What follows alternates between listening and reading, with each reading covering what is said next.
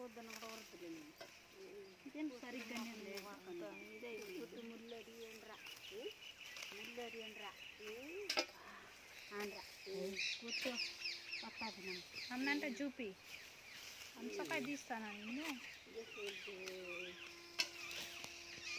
బాగా పడతానా చూడు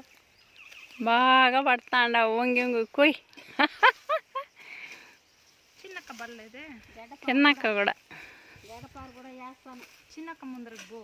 పడుకుంటే పోతుంది గొంగుండి